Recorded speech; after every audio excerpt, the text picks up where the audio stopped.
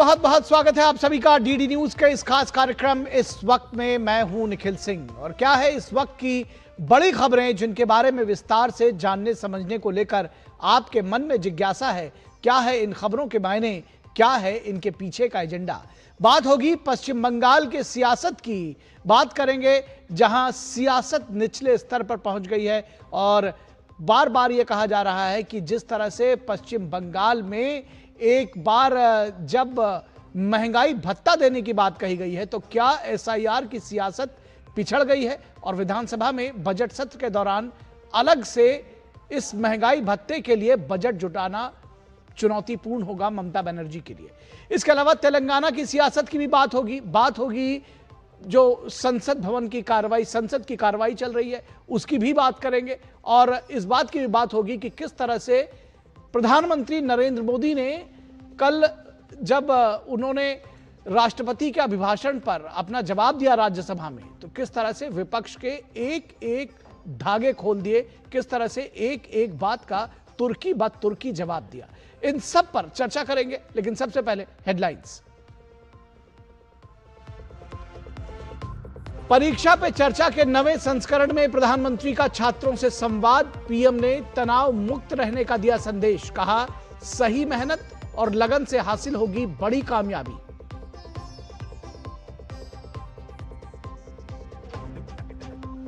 लोकसभा में नहीं थम रहा गतिरोध। निचले सदन में विपक्ष के हंगामे के चलते सदन की कार्यवाही दिन भर के लिए स्थगित। राज्यसभा में केंद्रीय रेल मंत्री ने रेलवे के आधुनिकीकरण पर दिया जोर।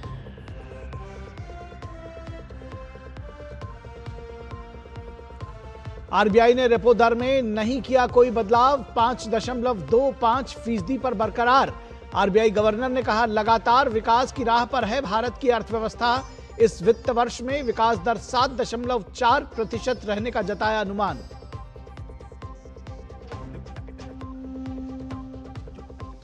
छत्तीसगढ़ महाराष्ट्र बॉर्डर पर भामरागढ़ इलाके में पुलिस और नक्सलियों के बीच हुई मुठभेड़। दोनों तरफ से हुई गोलीबारी में महाराष्ट्र के C-60 कमांडोज की टीम ने 3 नक्सलियों को मार गिराया। घायल जवान को किया गया एयरलिफ्ट।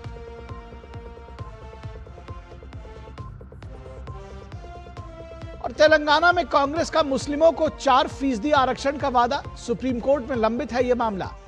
नगर निकाय चुनावों में बांटो और राज करो का कांग्रेस का है फॉर्मूला, बीजेपी ने लगाया आरोप। बीजेपी ने कहा गांधी परिवार का एटीएम बना है तेलंगाना।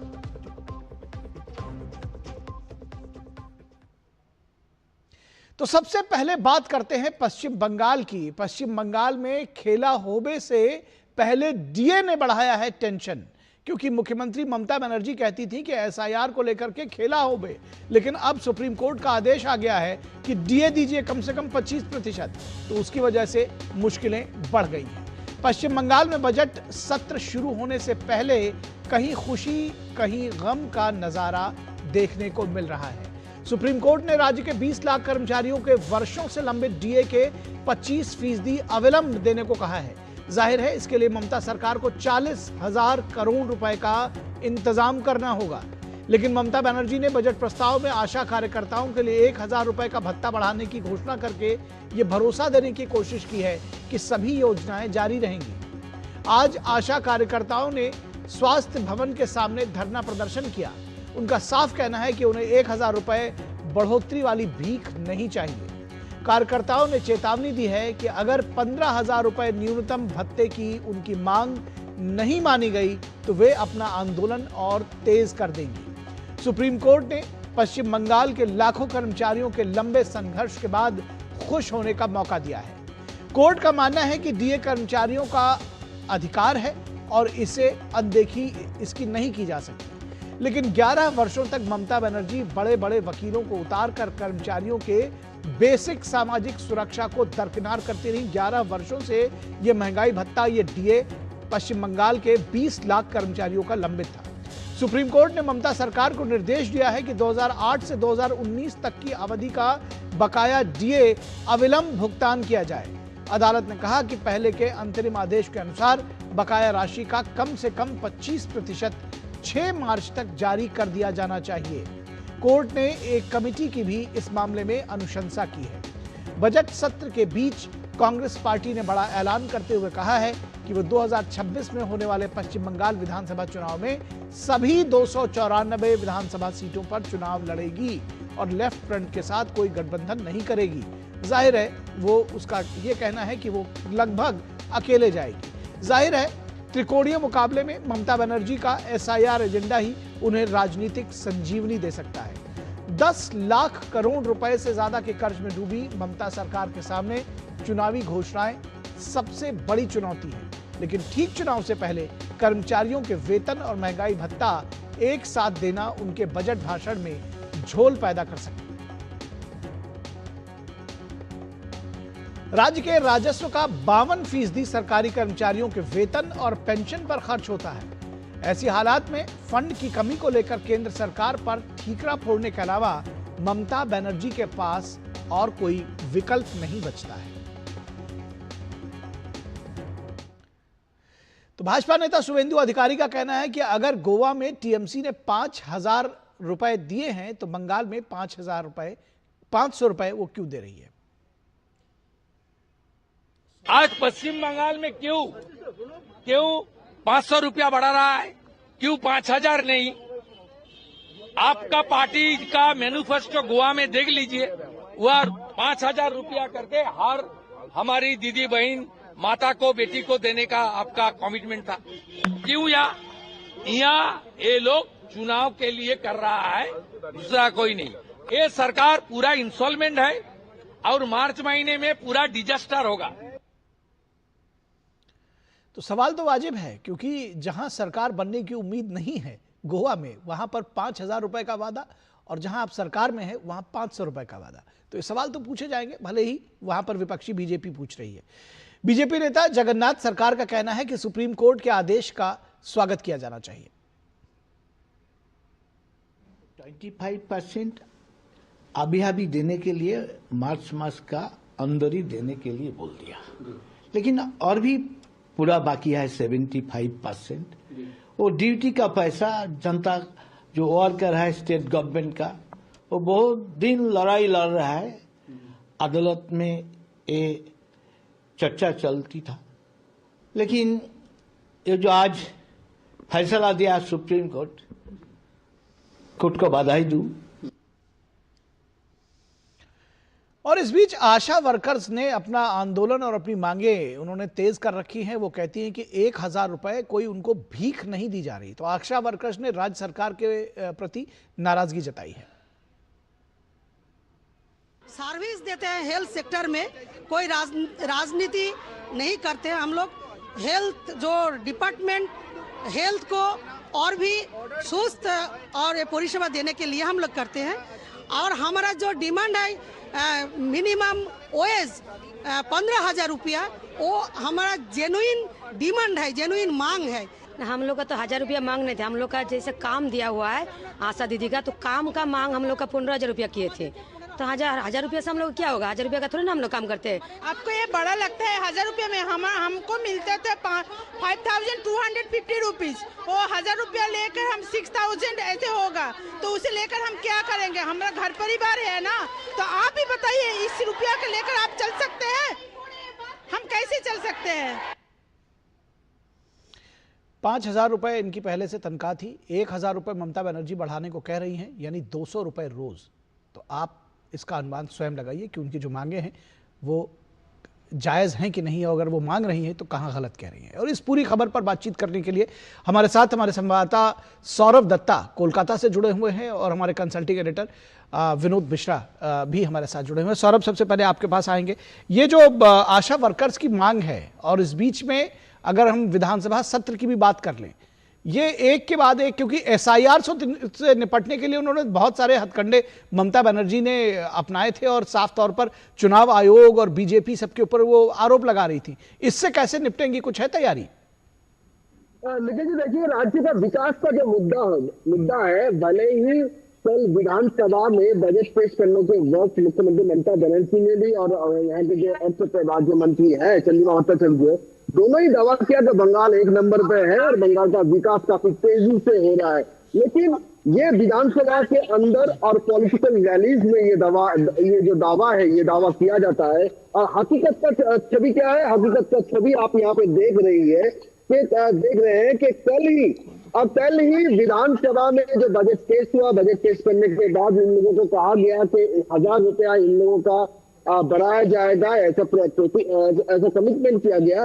लेकिन उनसे ये लोग खुश नहीं है और इनका ये कहना है कि 1000 रुपया नहीं, हम लोग जो यहाँ पे डिमांड कर रहे थे, ये 21 जनवरी को भी ये लोगों ने प्रोटेस्ट किया था, तो तब से चल के जो उनका जो डिमांड था वो मिनिमम वेज 15,000 रुपया का था। और सिर्फ ये आशा वर्कर्स का नहीं है, आंगनबाड़ी कर्मी जो है, जो आपके शिक्षा बंधु है, जो सिविक वॉलंटियर्स है, जो विलेज पुलिस, ग्रीन पुलिस काम करते हैं, सब सेक्टर में ही कहीं ना कहीं पे जाके उन लोगों में नाराजगी है, जिसके लिए इस बजट में हर कोई को 1000 रुपया का एक इंसेंटिव देने का प्रपोज किया गया है बजट में। लेकिन उनका कहना है कि आशा वर्कर्स तो यहाँ पे सड़क पर आई है, आंगनबाड़ी वर्कर्स भी कह रहे हैं कि उनका भी ऐसा प्लान है। एक तरफ ये लोग हैं जो बुनियादी ढांचा में सरकार की जो एकदम जमीनी तौर पर सरकार की काम करते हैं, सरकार की परिसेवा देते हैं, वो लोग नाखुश है। और दूसरी तरफ राज्य सरकारी कर्मचारी, वो भी 40 लाख से कम नहीं है, उनमें में ये बात उनमें भी कहीं ना कहीं जाके उनमें भी नाराजगी इस बात की है कि 3 साल से वो डिमांड कर रहे हैं कि उनका डीए मिटा दिया जाए, लेकिन उनका डीए मिटाया नहीं गया। अच्छा, एक बात और बताइए सौरभ, कि जब इसके लिए पैसे नहीं है तो जो लोग लुभावन वादे थे वो इस बजट में कैसे पूरे होंगे? उसके लिए क्या किया है ममता बनर्जी ने? देखिए, इसी को लेकर ये जो प्लानिंग है, ये बजट का जो सत्र है, ये सीएम का कहना था कि उन लोगों ने 4 महीने आने वाले चुनाव से पहले जो सत्र है इसके लिए एक प्लान करके रखा है और उसके बाद एक प्लान करके रखा है। लेकिन विपक्ष का कहना है असल में सरकार को अगर डीए देना पड़ा तो जो रुपया मार्च तक 10,400 करोड़ और कुल मिलाकर अगर पूरा 11 साल का डीए मिटाना पड़ा तो 40,000 करोड़ रुपया देना पड़ेगा। और इसको लेकर सरकार अगर ऐसा उनको देना पड़ा तो आखिर में उनको हवाला निकल जाएगा। ये बात विपक्ष का कहना है। और इसीलिए अभी के लिए जो चुनाव के लिए उन लोगों ने 1000 रुपया, लक्ष्मी भंडार में 500 रुपया, ऐसा करके अपनी जो वोट बैंक है उनकी नाराजगी को कमी करने की कोशिश की है। यहाँ पे एक आशा दीदी है, क्या आप लोगों की नाराजगी कम हुआ है? जी जी जी जी जी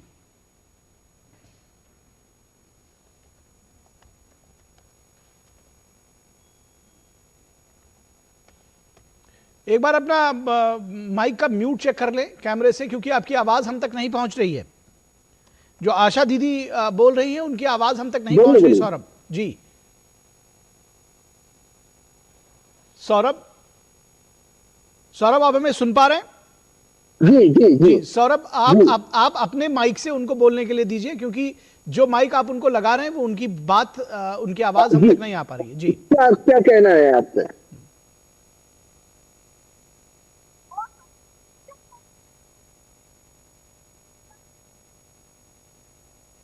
कुछ तकनीकी दिक्कत हो सकती है सौरभ, आपकी आवाज हम तक नहीं पहुंच पा रही है। लेकिन निश्चित तौर पर जो बात दरअसल आपने बताई उसके जरिए हम इस बात को समझ सकते हैं कि जो 5,000 रुपया पा रहा है और 15,000 की मांग कर रहा है, उससे कहा जा रहा है कि 1,000 रुपया और ले लो। अभी शुरुआत में मैंने कहा कि 200 रुपए रोज भी नहीं हुए, और अगर आप डेली वेजेस जो मजदूर या जो श्रमिक जो काम करते हैं वो शायद उससे ज्यादा उनको पैसे मिलते हैं।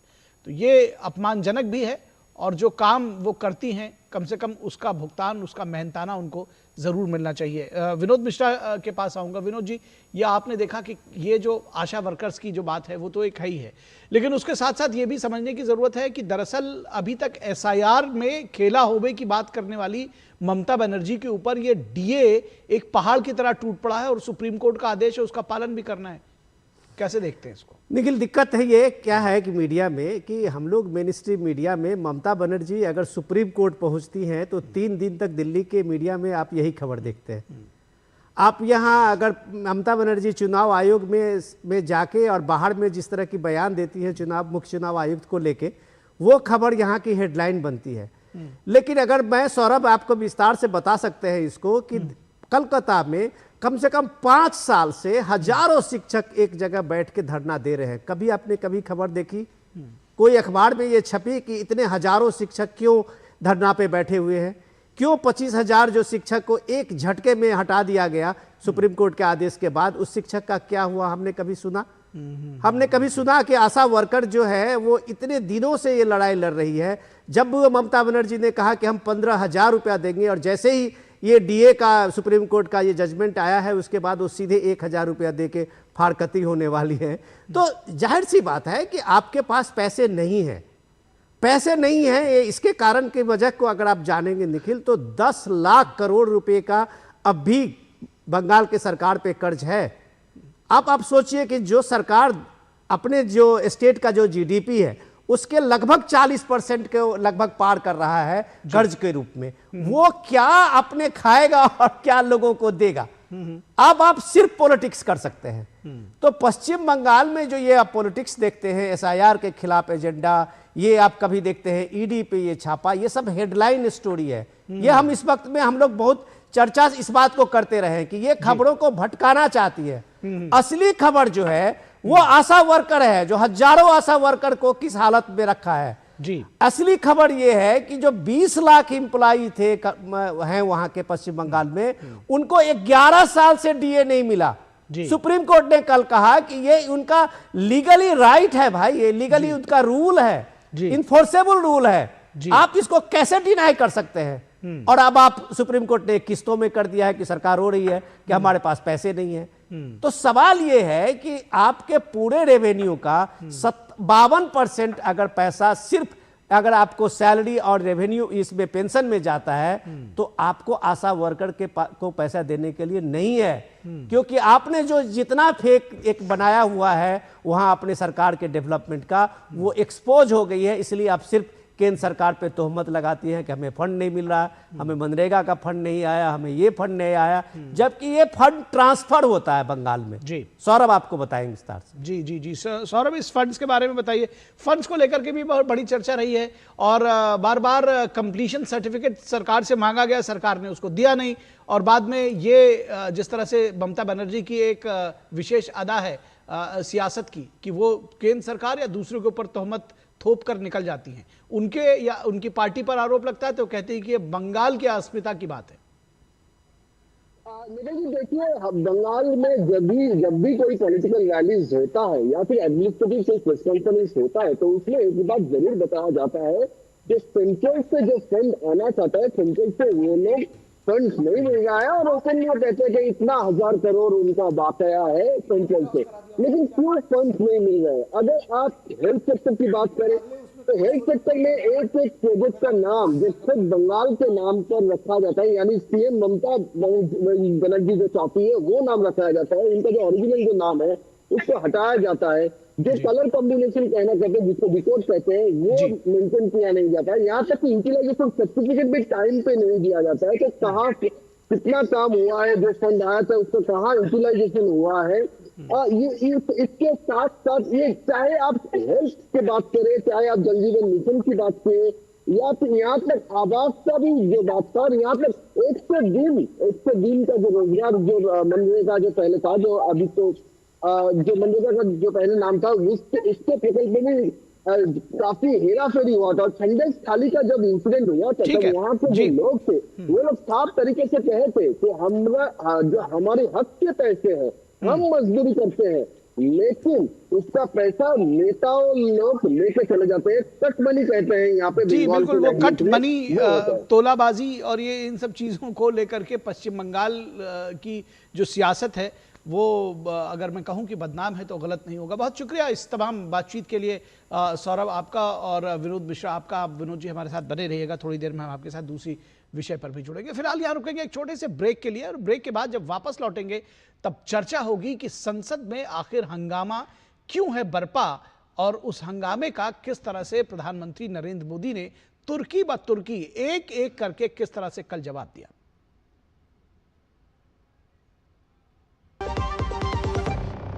टिंग टिंग, अम्मा मैसेज मैसेज। मैं आपके मौसा के चाचा का नाती का पोता, शादी का कार्ड मैसेज में भेजा है, डाउनलोड करिए और आशीर्वाद दीजिए। मैं तो आपको जानती भी नहीं, फिर भी शादी का कार्ड खोलूं? मैं मूर्ख नहीं हूँ। क्या बात है अम्मा। यूपीआई कहता है अगर कोई अनजान नंबर से फाइल या लिंक भेजे तो क्लिक मत करो और कहो मैं मूर्ख नहीं।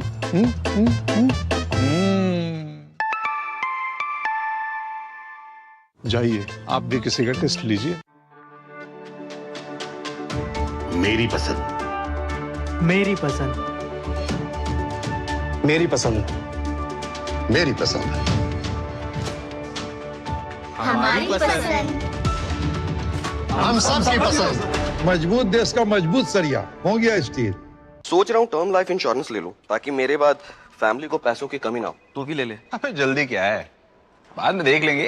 आराम से आराम से आराम से। अब तक कुणाल को हार्ट अटैक आ गया यार। पॉलिसी बाजार पर 0 GST के साथ अब 1 करोड़ का टर्म लाइफ इंश्योरेंस सिर्फ 400 रुपए महीने से शुरू। स्वागत है आपका ब्रेक के बाद। और बात होगी किस तरह से संसद में हंगामा बरपा है। और प्रधानमंत्री नरेंद्र मोदी की अगर बात कही जाए तो उन्होंने कल कहा कि मोहब्बत की दुकान में कब्र खोदने का ख्वाब कुछ लोगों ने पाला हुआ है। और किस तरह से एक एक पॉइंट्स पर प्रधानमंत्री ने विपक्ष के धुर्रे उड़ा दिए। मैं अगर ये कहूं तो गलत नहीं होगा। संसद के दोनों सदनों में लगातार हंगामे के बीच प्रधानमंत्री नरेंद्र मोदी ने विपक्षी दलों के हमलों पर एक एक कर जवाब दिया, उनके धागे खोल दिए। पीएम मोदी ने कहा कि कब्र ये क्यों खोदना चाहते हैं। प्रधानमंत्री नरेंद्र मोदी की बार बार, क्योंकि ये बार बार वो कहते हैं कि पीएम मोदी तेरी कब्र खोदेगी, तो इस पॉइंट पर प्रधानमंत्री ने कहा कि मोदी की कब्र ये क्यों खोदना चाहते हैं। ये नारा नहीं, इनके भीतर की नफरत का प्रतिबिंब है। ये लोग मोहब्बत की दुकान चलाने का ढोंग करते हैं लेकिन पीठ पीछे मेरी कब्र खोदने में लगे रहते हैं। पीएम मोदी ने इनकी वजह भी गिनाई। पीएम मोदी ने कहा कि हम विकसित भारत की जमीन तैयार कर रहे हैं, कांग्रेस मोदी की कब्र खोदने का कार्यक्रम करवा रही है। मोहब्बत की दुकान खोलने वाले मोदी तेरी कब्र खुदे के नारे लगा रहे हैं। पीएम मोदी ने आगे कहा कि मोदी की कब्र ये क्यों खोदना चाहते हैं। हमने 370 की दीवार गिरा दी, नॉर्थ ईस्ट में बम बारूद की छाया समाप्त कर विकास की राह अपनाई, पाकिस्तानी आतंकियों को घर में घुसकर जवाब देते हैं, ऑपरेशन सिंदूर करते हैं, माओवादी आतंक से देश को मुक्ति दिलाने के लिए साहसपूर्ण कदम उठाते हैं। इसलिए मोदी की कब्र खुदती है और इसलिए ये मोदी की कब्र खोदना चाहते हैं। संसद के इतिहास में शायद ये पहली बार हुआ है जब लोकसभा अध्यक्ष ने खुद ये स्वीकार किया है कि देश के प्रधानमंत्री की सुरक्षा और सम्मान को सदन के भीतर ही खतरा था। लोकसभा स्पीकर ओम बिरला ने गुरुवार को एक बेहद गंभीर और चौंकाने वाला खुलासा करते हुए बताया कि उन्होंने ही कल प्रधानमंत्री नरेंद्र मोदी को सदन में आने से रोका था। बिरला ने आशंका जताई कि अगर पीएम मोदी कल सदन में आते तो उनके साथ कोई अप्रत्याशित और अप्रिय घटना घट सकती थी। लेकिन कांग्रेस नेता पवन खेड़ा कहते हैं कि लोकसभा तो अभी सिर्फ झांकी है, पीएमओ से भगाना बाकी है। कांग्रेस पार्टी ये स्वीकार करती है कि उन्होंने दलित महिला सांसदों को पीएम मोदी के सामने खड़ा किया था लेकिन मोदी डर गए, ये कांग्रेस का कहना है। लेकिन पार्टी ये बताना भूल गई कि लोकसभा में आसन पर बैठे आंध्र प्रदेश के दलित सांसद ही थे जिन पर कांग्रेस के नेताओं ने पर्ची फाड़कर उनके मुंह पर उड़ा दी थी। धन्यवाद प्रस्ताव पर चर्चा का जवाब देते हुए विपक्ष के परसेप्शन की सियासत को आईना दिखा दिया। धन्यवाद प्रस्ताव पर बोलते हुए प्रधानमंत्री मोदी ने अपनी सरकार की उपलब्धियां गिनाई, साथ ही विपक्ष को उनके कार्यकाल का भी याद दिलाया। 2014 से पहले इस देश में सैकड़ों लोग रेलवे क्रॉसिंग पर मारे जाते थे। अनमैन्ड रेलवे क्रॉसिंग को बंद करना कोई असंभव कार्य नहीं था, लेकिन यह कार्य भी इसके पहले किसी और ने नहीं किया था। जब नरेंद्र मोदी की सरकार आई तो उसने किया। प्रधानमंत्री ने बताया कि 2014 से पहले देश में 18,000 ऐसे गांव थे जिन्हें बिजली का मतलब तक नहीं पता था, न तार देखा था, न बल्ब देखा था और न उजाला देखा था कि ट्यूबलाइट और बल्ब का उजाला कैसा होता है। 2014 के बाद जब देशवासियों ने हमें जिम्मेदारी दी, उन गांवों में बिजली पहुंची, घर घर रोशनी पहुंची। मोदी तेरी कब्र खुदेगी का ये जो नारा है, क्या इसलिए है कि जो वो कुछ नहीं कर पाए और प्रधानमंत्री ने इतना कुछ किया इसलिए कब्र खुदेगी? तो प्रधानमंत्री मोदी ने कल राज्यसभा में कांग्रेस द्वारा मोदी विरोधी समय समय पर लगाए जाने वाले नारों के कारण गिनवाते हुए विपक्ष को जमकर घेरा। ये मोदी की कब्र क्यों खोदना चाहते हैं? ये सिर्फ नारा नहीं है, ये इनके भीतर पड़ी हुई नफरत का प्रतिबिंब है, इसकी अभिव्यक्ति है। और वे इसलिए हैं, हमने 370 की दीवार गिरा दी, इसलिए वो मोदी की कब्र खोदना चाहते हैं। हमने नॉर्थ ईस्ट में बम, बंदूक और आतंक का जो छाया बना रहता था, नॉर्थ ईस्ट में शांति और विकास का राह अपनाई, इसलिए वो मोदी की कब्र खोदने पर सोच रहे हैं। पाकिस्तानी आतंकियों को घर में घुस करके जवाब देते हैं, इसलिए मोदी की कब्र खोदने की बात कर रहे हैं। ऑपरेशन सिंदूर करते हैं, इसकी उनको परेशानी होती है और इसलिए वो मोदी की कब्र खोदते हैं। माओवादी आतंक से देश को मुक्ति दिलाने के लिए साहसपूर्ण कदम उठा रहे हैं, इसलिए मोदी की कब्र खोदती है आपको। तो प्रधानमंत्री ने एक एक करके बताया कि आखिर कांग्रेस क्यों इस तरह के नारे लगाती है। ये उसके भीतर प्रधानमंत्री के प्रति जो नफरत है उसका प्रतिबिंब है। और एक एक धागे अगर खोल दिए कहा जाए प्रधानमंत्री ने कल अपनी इस जवाब में, तो गलत नहीं होगा। कांग्रेस अध्यक्ष मल्लिकार्जुन खड़गे ने कहा कि पीएम मोदी को झूठ बोलने की आदत है। प्रधानमंत्री के भाषण को रिएक्ट करने की जरूरत नहीं है, लेकिन फिर भी जितने घटिया बात उन्होंने बोली है उन बातों का मैं जरूर रिप्लाई देना चाहता हूं, क्योंकि झूठे बातों को दोहराना उनका हमेशा एक काम रहा है। और कांग्रेस के वरिष्ठ नेता जयराम रमेश ने क्या कुछ कहा, आइए उनको भी सुन लेते हैं। प्रधानमंत्री तभी बोलेंगे जब नेता प्रतिपक्ष बोलेंगे। अगर नेता प्रतिपक्ष नहीं बोल सकते तो डिबेट का क्या मायने है? शुरुआत तो नेता प्रतिपक्ष करते हैं, जब डिबेट ही नहीं हुआ तो प्रधानमंत्री क्या सवाल देंगे? और इस पूरे विषय पर बातचीत करने के लिए हमारे साथ खास मेहमान जुड़े हुए हैं, उनसे आपका परिचय करा दें। हमारे साथ डॉक्टर कौशल कांत मिश्रा जो कि बीजेपी के प्रवक्ता हैं, वो हमारे साथ जुड़े हुए हैं। उसके अलावा दुष्यंत नागर जो कि राजनीतिक विश्लेषक हैं, वो भी हमारे साथ जुड़े हैं। और विनोद मिश्रा हमारे कंसल्टिंग एडिटर, वो भी हमारे साथ जुड़े हुए हैं। आप सभी लोगों का स्वागत है। विनोद मिश्रा, सबसे पहले आपके साथ आना चाहेंगे। आपने दो रिएक्शंस देखे, प्रधानमंत्री की जो बात थी वो हम सब ने देखी है कल भी सदन में और आज भी जो हमने बाइट्स सुनाई है। उसके अलावा आपने मल्लिकार्जुन खड़गे को भी सुना, उन्होंने कहा प्रधानमंत्री झूठ बोल रहे हैं। मैं आपसे समझना चाहूंगा कि क्या कुछ झूठ बोल रहे हैं? क्या वो जो उन्होंने सारी बातें गिनाई वो झूठ है, या फिर जो ये कहना कि अगर राहुल गांधी या एलओपी नहीं बोलेंगे, क्योंकि उनको 40 मिनट का समय भी दिया गया था बोलने के लिए, अगर वो नहीं बोलेंगे तो प्रधानमंत्री को बोलने नहीं देंगे? निखिल, अभी प्रधानमंत्री का एक जो बच्चों के साथ एक प्रोग्राम हुआ है परीक्षा पे चर्चा पे, इंटरेस्टिंग है, इसलिए मैं इसमें रेफरेंस में ला रहा हूँ जी। तो पीएम मोदी ने एक कहानी बताई, बच्चों के साथ में साझा किया। और उन्होंने कहा कि एक नेता ने मुझे फोन किया, नेताजी ने, और उन्होंने कहा कि आपका 75वां ये जन्मदिन है, उसके लिए बधाई है। तो पीएम ने कहा कि ये 75 का तो आप भूल जाओ, जो बीत गया पीछे वो भूल जाओ, आगे के 25 साल की हम चिंता करते हैं जी। तो पीएम का कहने का मतलब, अब कांग्रेस पार्टी जो समझे, जितनी कब्र खुदे, पीएम ने 25 साल के आगे का अपना एजेंडा बताया। तो अब ये बात सीधे है कि आप एक ख्वाब देखते हैं, आप ये ख्वाब देखते हैं, और जब कभी भी आपको मोदी के गवर्नमेंट के खिलाफ में, एक सरकार के नीतियों के खिलाफ में आप बात करते हैं, तो सीधे आप प्राइम मिनिस्टर को व्यक्तिगत टारगेट करते हैं। ये ऐसा पहले कभी नहीं हुआ।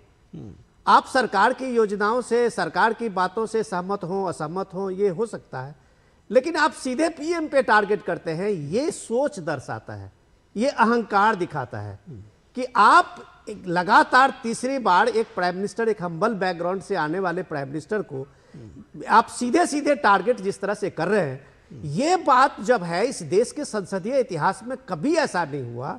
जो आपने लोकसभा स्पीकर का कल सुना कि उन्होंने जो बात की और बहुत दुखी मन से कहा कि भाई संसदीय परंपरा में चर्चा के लिए ही एक पंचायत है, देश का सबसे बड़ा पंचायत है, और उस पंचायत में आप इस तरह डिजाइन बनाते हैं कि आपके नेता खुद कह रहे हैं कि हमने, वो हमारी दलित महिला सांसद थी जो दलित थी और पीएम उसको फेस नहीं कर पाए, तो क्या यह साजिश नहीं थी? क्या आप एक साजिश की बात खुद स्वीकार नहीं कर रहे हैं कि आपने पीएम के बेल में उस चेयर पे आके और सामने में उन महिला सांसदों को खड़ा किया था, तो इसके पीछे कुछ खतरनाक साजिश नहीं थी? और उसमें आप दलित भी नाम ले रहे हैं। तो यही बात पीएम ने कहा जो आपने धागे खोलने की बात कही है जी। तो उस दिन उस सदन में आसन पे आंध्र प्रदेश के दलित सांसद ही बैठे हुए थे जो स्पीकर थे, आप उनके ऊपर में पर्ची फेंक रहे थे कि क्या यह दलित का सम्मान था? तो इन सारे परसेप्शन को पीएम ने जो कल जवाब दिया है, मुझे लगता है कि आने वाले समय में कांग्रेस पार्टी को कम से कम इसमें सोचने की जरूरत पड़ेगी कि इतने सारे जवाब सवाल के बाद जो पीएम ने उठाया उसके बाद उनके पास जवाब नहीं होगा।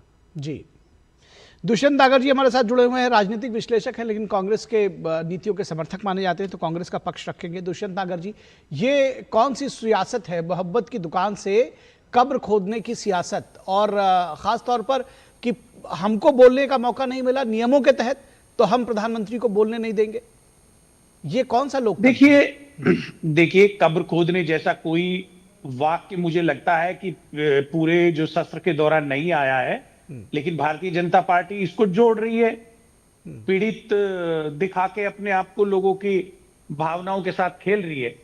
लेकिन मैं ये बताना चाहता हूं विनोद जी कि इस संसद में कोई नया नहीं हो रहा है। भारतीय जनता पार्टी जब विपक्ष में थी, सुषमा जी और अरुण जेटली जी नेता थे प्रतिपक्ष के, 100 दिन तक लोकसभा और राज्यसभा को, संसद को नहीं चलने दिया था। 2G का मामला जो फर्जी साबित हुआ, आप क्या बात कर रहे हैं? भारतीय जनता पार्टी ने क्या क्या नहीं किया, अगर मैं सुनाने लगूं पिछले 40 साल का इतिहास तो आपके पूरे डिबेट का पूरा टाइम प्रोग्राम का निकल जाएगा, लेकिन मैं उस पर जाऊंगा नहीं। आपने कहा कि प्रधानमंत्री ने 25 साल की दिशा दे दी, प्रधानमंत्री के पास तो 25 दिन की भी दिशा नहीं है। भारत सरकार अभी तक ये नहीं बता पाई कि जो अमेरिका के साथ ट्रेड डील हुई है उसमें क्या है क्या नहीं है, उसका विस्तार क्या है, उसका विश्लेषण क्या है। विदेश मंत्री ने कह दिया कि कॉमर्स मिनिस्टर जाने, कॉमर्स मिनिस्टर कह रहे हैं कि फलानी चीज है, ढिमकानी चीज नहीं है। आपने शायद ध्यान से सुना नहीं, मैं बीच में आपको टोकना नहीं चाह रहा था, लेकिन वो डील अभी तक हुई नहीं है, ये बात बताई जा चुकी है। डील अभी होनी है, केवल अभी टैरिफ कम हुआ है। प्रतिपक्ष को नहीं बोलने देते या हमें नहीं बोलने देते, ये हो रहा देश में। क्या बात है, क्या बात है, मतलब आप गलत बात नहीं बोलते रहेंगे, आप भी उसी तरह से आए, उसी लाइन पे। दुष्यंत नागर जी उसी लाइन पे। मैंने, आपने कहा डील में क्या है, मैंने कहा अभी डील हुई नहीं है, डील होगी, ये बताया गया सरकार की तरफ से। अब आपने देखा नहीं होगा, मैं तो आपको अपडेट कर रहा था। अब आगे अपनी बात रखिए, आप अगर अपडेटेड हो गए तो आगे अपनी बात रखिए।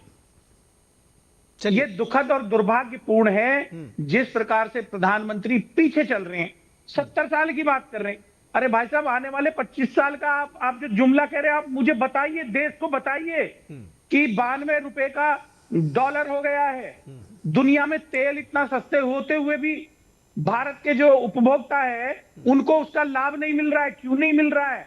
15,000 के आसपास किसान सालाना आत्महत्या कर रहा है। आपकी बड़ी महान सरकार है, बहुत अच्छा कार्य कर रहे हैं, आप बच्चों को ज्ञान दे रहे हैं, बहुत बढ़िया बात है, लेकिन लोगों के जीवन में तो कोई बदलाव आया नहीं। ठीक, बहुत बढ़िया, बहुत बढ़िया, आपने बहुत अच्छी बात कही। लेकिन मैं अगर ये कहूं कि यही सारी बातें राहुल गांधी ने अगर सदन में पूछी होती तो शायद ये दिक्कत मैं पूछ रहा हूं। नहीं, अब आप पूछ रहे हैं, उसका जवाब कौशल मिश्रा देंगे, उसका जवाब कौशल मिश्रा देंगे, क्योंकि यहाँ पर जवाब देने के लिए कौशल मिश्रा है। लेकिन वहां पर तो आप एक अनपब्लिश्ड किताब लेकर के आए, किताब भी नहीं, उसके कुछ एक्सेप्ट्स जो किसी एक पत्रकार ने छापे थे, और आप उस पर बहस करते रहे। खैर, कोई बात नहीं है, आपने वो सवाल वहां नहीं पूछे थे। अब डॉक्टर कौशल मिश्रा से पूछे। Doctor Kaushal Mishra, floor is yours. Dushyant ji, एक छोटा सा शेर है कि झूठ की राह पे चलने वालों, सच बोल के दिखाओ तो कोई बात बने, आईना तोड़ने से क्या फायदा, दाग चेहरे के मिटाओ तो कोई बात बने। कांग्रेस के लिए यही बात फिर बैठती है। आप ये कह रहे हैं कि पीछे चलना है, पीछे चलना है, पीछे चलना है। आज जब दुनिया में चाइना का ग्रोथ 5% है, यूएस का खुद का ग्रोथ 2.7% है, ईयू का ग्रोथ 0.7% है। उस समय हम 7.5 से ज्यादा की ग्रोथ रेट से चल रहे हैं। दुनिया में नंबर 2 के मोबाइल प्रोडक्शन में चल रहे हैं। दुनिया के तीसरे, युवा की बात करते हैं, जनजी की बात करते हैं, स्टार्टअप चलाने वाले वही लोग हैं। दुनिया में तीसरे नंबर पे हम स्टार्टअप पे आते हैं। पूरी दुनिया में जो भी फॉरेक्स रिजर्व होता है उसमें चौथे नंबर पे हम आते हैं। आज दुनिया की चौथी इकॉनमी बन गए हैं। फ्रेजाइल 5 से ला करके 11वें से शुरू करते हुए 5वीं इकॉनमी से चौथी इकॉनमी आ गए हैं और तीसरी इकॉनमी बनने वाले हैं। और मोदी जी का सपना है कि सपना क्या है, वो सपना पूरा होगा, देश के सभी लोग मिलकर के पूरा करेंगे कि 2047 तक एक विकसित भारत का निर्माण होगा। और आप कह रहे हैं हम पीछे चल रहे हैं। किस हिसाब से पीछे चल रहे हैं आप ये बताइए। जो मोदी जी ने कहा, आपने कहा वो सदन में नहीं कही गई, कितने नारे बताए जाएं आपके बारे में।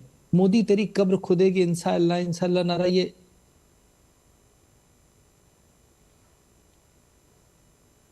वालों ने नहीं लगाया था।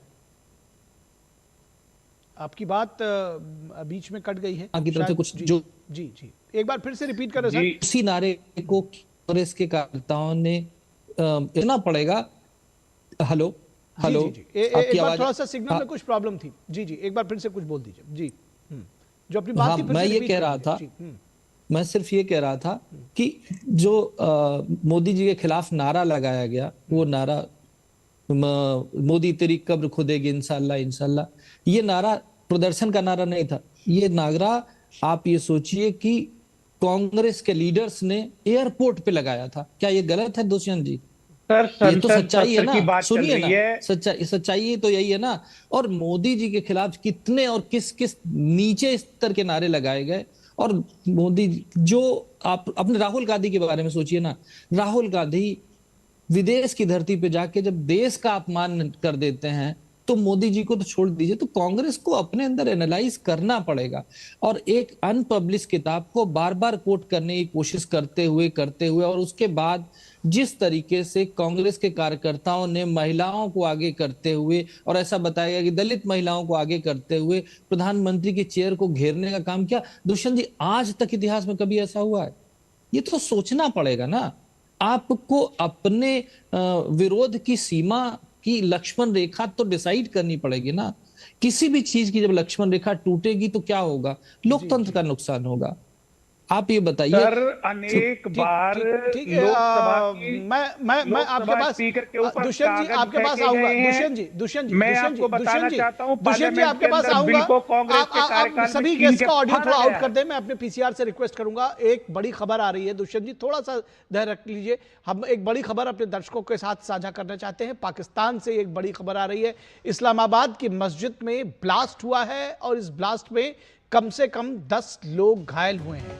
तो आज जुमे की नमाज थी और इस्लामाबाद की मस्जिद में ये ब्लास्ट हुआ है और ब्लास्ट में कम से कम 10 लोगों के घायल होने की खबर सामने आ रही है।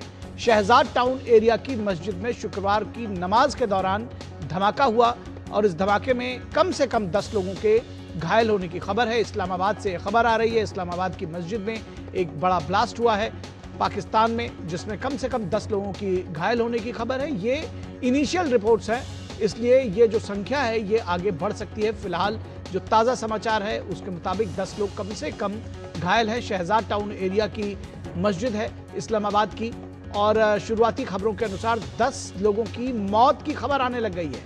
ये देखिए आंकड़ा बढ़ रहा है, 10 लोगों की मौत की खबर है और साथ ही साथ 12 लोगों के घायल होने की खबर है। पाकिस्तान के इस्लामाबाद की मस्जिद में बड़ा ब्लास्ट हुआ है। कम से कम 10 लोगों के मारे जाने की और 12 लोगों के घायल होने की खबर है। हमारे संवाददाता चंद्रशेखर जोशी हमारे साथ इस पूरी खबर पर जुड़े हुए हैं। चंद्रशेखर, क्या है पूरी खबर और कितने लोगों के हताहत होने की खबर आ रही है? देखिए, अभी शुक्रवार की नमाज के वक्त पे ये हादसा हुआ है और इस्लामाबाद में जो शहजाद टाउन है, शहजाद टाउन में एक इमाम बरगाह है, काफी पुरानी इमाम बरगाह है, इसको तरलाई इमाम बरगाह बोलते हैं, वहां पर ये धमाका हुआ है और 10 लोगों की मौत हो गई है और 1 दर्जन से ज्यादा लोग इसमें घायल हुए हैं। और पूरा जो इलाका है वहां पर एक तरह की मेडिकल इमरजेंसी वहां पर घोषित कर दी गई है। जितने भी पॉलीक्लिनिक वहां पर हैं और जितने भी हॉस्पिटल वहां पर हैं उसमें इमरजेंसी घोषित कर दी गई है। घायलों को वहां पर लेके जाया जा रहा है और अभी अभी ये धमाका हुआ है, इसकी जिम्मेदारी किसी ने नहीं दी है। और आपको याद होगा कि कुछ ही दिनों पहले करीब 3 महीने हुए हैं, इस्लामाबाद के ही G11 एक इलाका है वहां पर भी बहुत बड़ा धमाका हुआ था और अब ये धमाका हो गया है तरलाई इमाम बरगाह है शहजाद टाउन इलाके में, वहां पर ये धमाका हुआ है। और जिस तरह के हालात बने हुए हैं कि पाकिस्तान की जो फौज है, जो पुलिस है, वो लगातार TTP और बलूचिस्तान में जिस तरह से कार्रवाई कर रही है वहां पर, तो हो सकता है कि इसके पीछे कोई बलूच संगठन या तहरीक तालिबान पाकिस्तान से जुड़े हुए संगठन हो। हालांकि अभी तक किसी ने इसकी जिम्मेदारी नहीं। ठीक है, बलोच संगठनों के जुड़े होने की आशंका जताई जा रही है। इस पूरी खबर पर हमारे साथ अखिलेश सुमन हमारे संवाददाता, वो भी कुछ और वैल्यूज के साथ में जुड़े हुए हैं, कुछ और इनपुट के साथ में जुड़े हुए हैं जो वो ऐड ऑन करेंगे। अखिलेश, क्या है ताजा जानकारी इस ब्लास्ट को लेकर के? देखिए, वहाँ के लोकल अथॉरिटीज के मुताबिक अभी ताजा जो है घायलों की संख्या 80 हो गई है। 80 लोग घायल हैं, ये अभी तक ताजा जो जानकारी मिली है।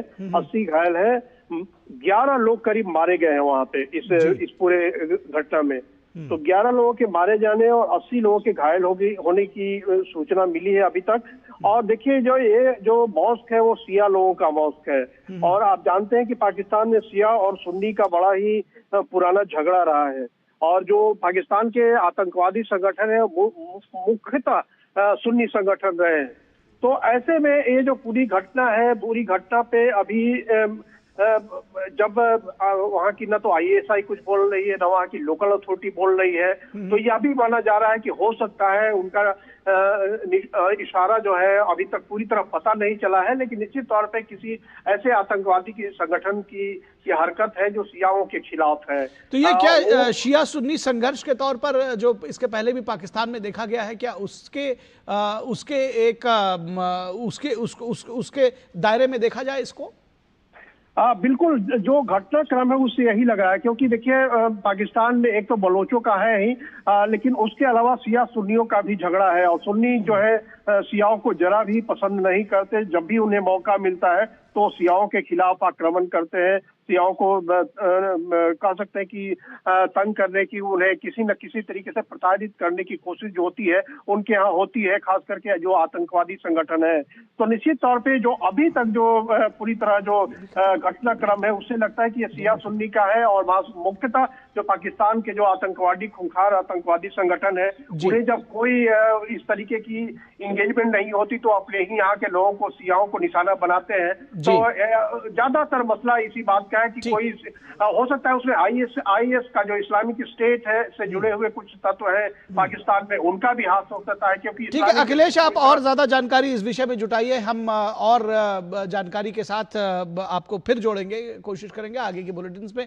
फिलहाल पाकिस्तान से ये बड़ी खबर आ रही है जिसमें हमारे संवाददाता अखिलेश सुमन और CS जोशी हमारे साथ जुड़े हुए थे, जिन्होंने ये जानकारी दी कि कम से कम 80 लोगों के घायल होने की खबर है इस्लामाबाद के एक मस्जिद में ब्लास्ट होने की, और 11 से ज्यादा लोगों के मरने की भी खबर आ रही है। ये संख्या बढ़ सकती है।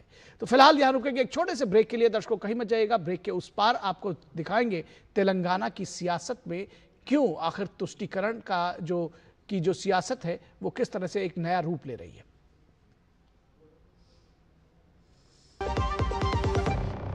गांवों के विकास की दिशा अब गांव खुद तय करेंगे। विकसित ग्राम पंचायत प्लान्स के माध्यम से योजनाओं का होगा PM गति शक्ति से एकीकरण। प्रधानमंत्री नरेंद्र मोदी जी के नेतृत्व में इस सहभागी विकास मॉडल की नींव रखी है विकसित भारत जी-राम जी एक्ट 2025 ने, जो देता है हर ग्रामीण परिवार को 100 नहीं पूरे 125 दिनों के सुनिश्चित रोजगार की गारंटी। विकसित भारत जी Ram ji. Message dear investor, एक एक्सपर्ट स्टॉक टिप खास आपके लिए। ये ऐप डाउनलोड करो और पैसे डबल करो। एक्सपर्ट जी, बदमाश का बाप हूँ मैं। ऐप डाउनलोड करने से पहले मैं आपका पूरा रिपोर्ट कार्ड निकालूंगा। मैं मूर्ख नहीं हूँ। डिस्टेंस UPI कहता है अगर कोई ऐसी सलाह दे तो पहले एडवाइजर की पूरी जांच कर ले और कहे मैं मूर्ख नहीं।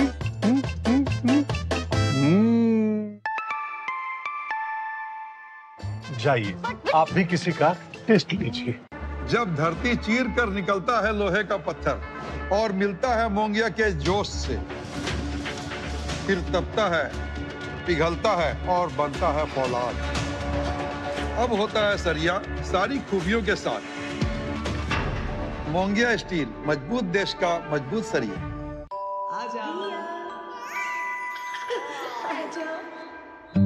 मेरी बेटी रिया तो पायलट बनेगी, है ना? मेरी गुड़िया तो फैशन डिजाइनर ही बनेगी। हाँ? अरे रिया कुछ भी बने, उसके साथ हमेशा है LIC की अमृत बाल चिल्ड्रन पॉलिसी। बड़े सपनों का रखे ख्याल। अब प्रवक्ता भी फंस गए। का स्वागत है। और तेलंगाना में चुनावी मौसम में फिर तुष्टीकरण का कार्ड सामने आया है। तेलंगाना में आगामी नगर निकाय चुनावों को लेकर सियासी गुणागणित तेज हो गई है। अपने अपने वोट बैंक को सेट करने के लिए राजनीतिक दलों ने गोटियां बिछानी शुरू कर दी है। इस दौरान राज्य के मुख्यमंत्री रेवंत रेड्डी ने मुस्लिम आरक्षण को लेकर बयान दिया है, जो साफ तौर पर मुस्लिम वोट बैंक को रिझाने के लिए दिया गया हुआ लगता है। सीएम ने कहा है कि सुप्रीम कोर्ट का आदेश आते ही सरकार राज्य में मुस्लिमों को 4% आरक्षण दे देगी। उन्होंने कहा कि तेलंगाना में कांग्रेस सरकार अल्पसंख्यकों के समर्थन से बनी है। उन्होंने यह भी कहा कि अगर जरूरत पड़ी तो राज्य सरकार सुप्रीम कोर्ट को मुस्लिम आबादी का पूरा डेटा देने के लिए तैयार है। यह बयान मुसलमानों को 4% आरक्षण से जुड़े मामले को लेकर दिया गया, जो अभी भी सुप्रीम कोर्ट में लंबित है। यह पहली बार नहीं है जब मुस्लिमों को रिझाने के लिए कांग्रेस की ओर से ऐसा बयान दिया गया हो। इससे पहले जुबली हिल्स विधानसभा के उपचुनावों के दौरान भी रेवंत रेड्डी ने कहा था कि कांग्रेस है तो मुसलमान हैं, कांग्रेस है तो आपकी इज्जत है, जब कांग्रेस नहीं है तो आप कुछ नहीं है। तो आप समझ सकते हैं, उन्होंने साफ तौर पर कहा कि कांग्रेस मतलब मुसलमान और मुसलमान का मतलब कांग्रेस। इतना ही नहीं, कांग्रेस ने निकाय चुनावों में बड़ी संख्या में पिछड़ों को उतारा है। बताया जा रहा है कि यह फैसला राहुल गांधी का जो नारा है कि जिसकी जितनी आबादी उसका उतना हक, उस नारे को चरितार्थ करते हुए दिया गया है। लेकिन दिलचस्प तथ्य यह भी है कि बीआरएस और बीजेपी ने भी लगभग इतनी ही संख्या में पिछड़े वर्ग के उम्मीदवारों को चुनाव मैदान में उतारने की कवायद की है। मजे की बात यह है कि मुस्लिम तुष्टीकरण की सियासत करने वाली कांग्रेस और रेवंत रेड्डी अब हिंदू वोटों की बात करने वाली बीजेपी पर भी निशाना साध रहे हैं। सीएम रेड्डी का दावा है कि बीजेपी के नेता राज्य में आकर हेट स्पीच देते हैं, इसलिए वो उनके खिलाफ कड़ा कानून लेकर आएंगे। इस बीच बीजेपी का खुला आरोप है कि कांग्रेस ने तेलंगाना को गांधी परिवार का एटीएम बना दिया है। केंद्रीय मंत्री जी किशन रेड्डी ने आरोप लगाया है कि देश में जहां भी चुनाव हो रहे हैं, तेलंगाना का फंड इधर से उधर किया जा रहा है। तेलंगाना बचाओ, बीजेपी को वोट दो, इस नारे के साथ बीजेपी ने के पावर पॉइंट प्रेजेंटेशन का एक प्रोग्राम था और इसमें जी किशन रेड्डी ने कहा कि कांग्रेस सरकार जमीन बेचने और लोन लेने के अलावा कुछ नहीं जानती है। जी किशन रेड्डी ने आरोप लगाया कि कांग्रेस और बीआरएस दोनों ने मिलकर अमीर राज्य को कर्ज में डुबो दिया है। तो इन चुनावों में बीजेपी विकास के नारे के साथ मैदान में उतर रही है, तो बीआरएस का दावा है कि राज्य के निर्माण को लेकर उसके विकास की भूमिका, उसने सबसे अग्रणी विकास की भूमिका निभाई है, इसलिए उसका दावा सबसे बड़ा है। वहीं AIMIM के असदुद्दीन ओवैसी का साफ तौर पर कहना है कि जब जितनी आबादी उतना हक की बात कही जा रही है, तो मुस्लिम बहुल इलाकों में प्रत्याशी भी मुस्लिम ही होना चाहिए।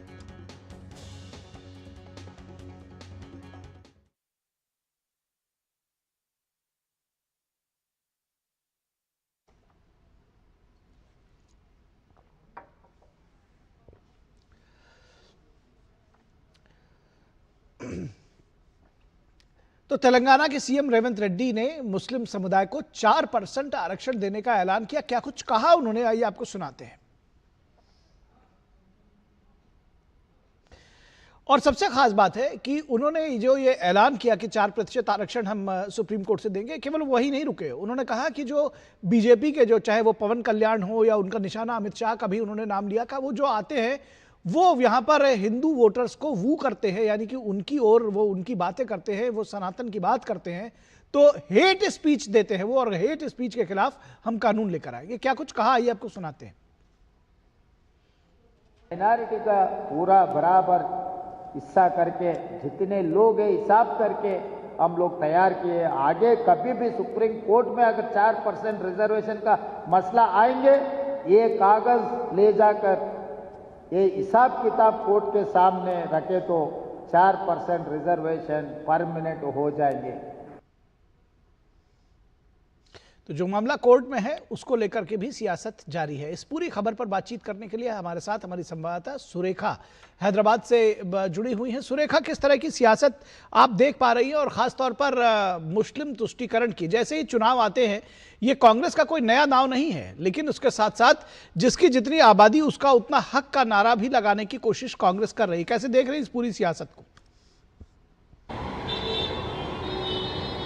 जी देखिए, यहाँ पर जब भी कह सकते हैं चुनाव होते हैं तो उस वक्त में जाति और धर्म के नाम पर जो है लोगों से वोट मांगना एक तरीके से कह सकते हैं कि कुछ ट्रेंडिंग सा हो गया है, जहाँ पर अभी भी इस बार बात की जा रही है कि जो बैकवर्ड क्लास के लोग हैं, तो यानी कि जाति के नाम पर जो है भेदभाव करना और जाति के नाम पर कह सकते हैं कि वोट बैंक पॉलिटिक्स जो है वो हो रहा है, ये आरोप लगा रही है भाजपा की तरफ से। खासकर धर्म के नाम पर हो रहा है, ये आरोप लगा रही है भाजपा। लेकिन जो राजनीतिक विश्लेषक है उनका कहना है कि जाति और धर्म के नाम पर जो आरक्षण की बात तो हो रही है वो अलग मुद्दा है, लेकिन वोट बैंक पॉलिटिक्स जो की जाती है, जहां पर यह कहा जाता है कि हम इस धर्म या इस जाति के व्यक्ति को ही जो है टिकट दे रहे हैं ताकि वो जो वोट बैंक है वो उनको मिल सके, तो ये रणनीति और राजनीति जो है ज्यादा लंबे के लिए, खासकर जो डेमोक्रेटिक सिस्टम है उसके लिए भी बहुत अच्छा नहीं है। यहाँ पर जब हम बात करते हैं कि किसी कैंडिडेट को खड़ा करना है तो उसे किसी जाति धर्म से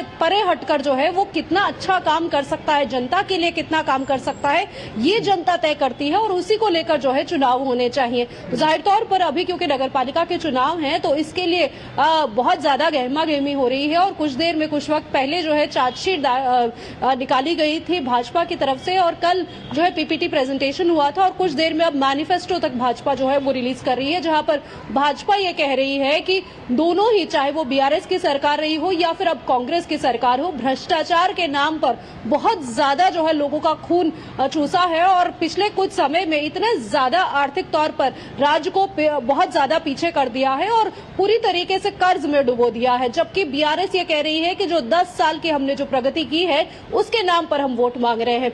यहां तक कांग्रेस ये कहती है कि जो 10 साल उन्होंने बर्बादी की है उसको रिपेयर करने के सिस्टम में हम इस वक्त लगे हुए हैं और इसीलिए हमें मौका दिया जाए।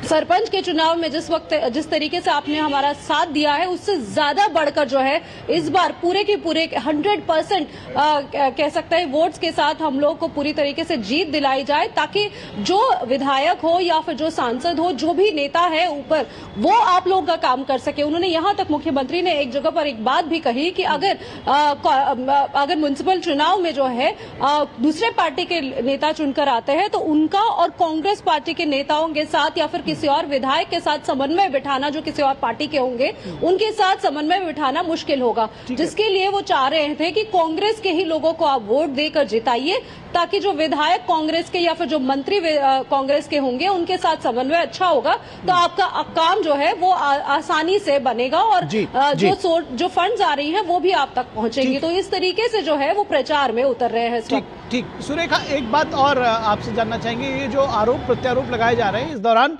एक बड़ी बात बीजेपी जो लगातार कहती रही है वो एक बार फिर से सामने आया है कि वो कहती है कि तेलंगाना गांधी परिवार के लिए एटीएम हो गया है और भ्रष्टाचार में आकंठ डूबी है सरकार, वो तो बार बार ही कह रहे हैं, लेकिन ये आरोप बेहद गंभीर है कि पैसा इधर से उधर किया जा रहा है। इसी के साथ मैं चाहता हूं कि एक सवाल और जोड़ दूं जिसका आप दोनों का बहुत जल्दी छोटा सा जवाब दीजिएगा।